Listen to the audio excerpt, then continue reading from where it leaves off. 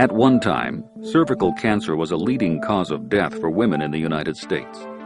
Since the introduction of the Pap smear 50 years ago, death from cervical cancer has been markedly reduced.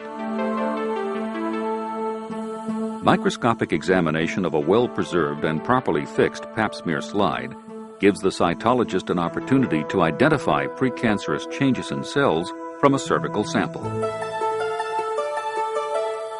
A regularly scheduled Pap test and an accurate diagnosis are a woman's best defense against invasive cervical cancer.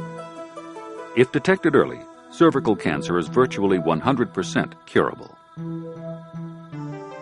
Unfortunately, the Pap smear does not always reveal the presence of premalignant or malignant lesions.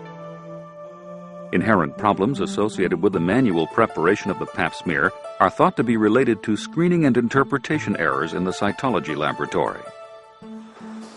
In 1991, Cytec Corporation, a small company focused on developing innovative technologies for automating the cytology laboratory, introduced the ThinPrep processor as a method to standardize slide preparation and to reduce the variability inherent in manual preparation.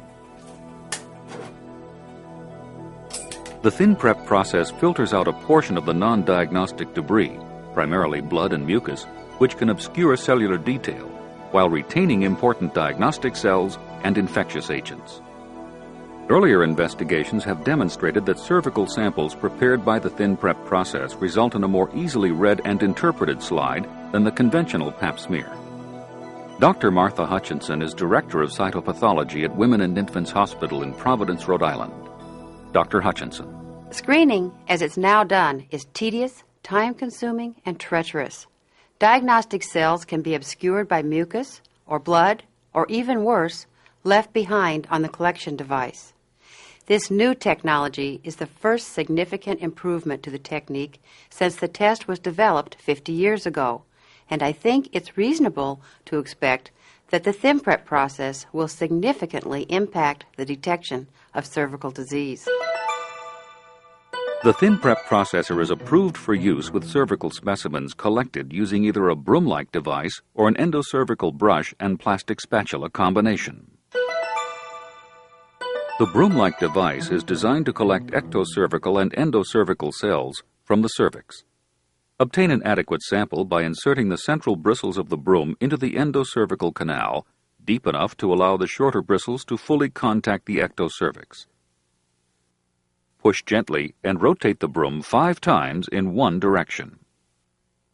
Now rinse the sample off the broom in the Preservzit solution vial by pushing the broom against the bottom of the vial 10 times, forcing the bristles to bend apart.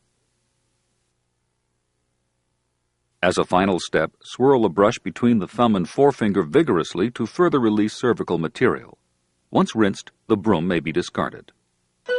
When using the endocervical brush and plastic spatula combination, the plastic spatula is used to sample the ectocervix, and the endocervical brush is used to sample the endocervix. First, obtain an adequate sample from the ectocervix using a plastic spatula. Then rinse the spatula in the Preservzit solution vial by swirling the spatula vigorously in the vial. Once rinsed, the spatula may be discarded. Next, obtain a sample from the endocervix by inserting the endocervical brush into the cervix until only the bottommost bristles are exposed. Slowly rotate the brush 1/4 to 1/2 turn in one direction to minimize bleeding. It is very important not to over-rotate the brush. Rinse the brush in the same Preservzit vial used for the spatula. Press the bristles of the brush against the wall of the Preservzit solution vial while stirring the solution 10 times. Then swirl the brush vigorously to further release cervical material. Once rinsed, the brush may be discarded. Cap the Preservzit solution vial. Make sure to tighten the cap until the black torque line on the cap passes the black torque line on the vial. Record the patient's name and identification number on the Preservzit solution vial. Record the patient information and medical history on the standard cytology requisition form used by your laboratory. Dr. Ellen Sheets is the director of the Pap smear center at Brigham and Women's Hospital in Boston. Dr. Sheets. The ThinPrep processor is accepted as the state-of-the-art in the laboratory for all other cytology samples. We now have the opportunity to help bring this technology to clinical practice. That's taking a little piece of tissue from the cervix. There will now be an unparalleled opportunity to improve the accuracy of screening, and this should result in a higher overall standard for patient care. For more information, call 1-888-ThinPrep.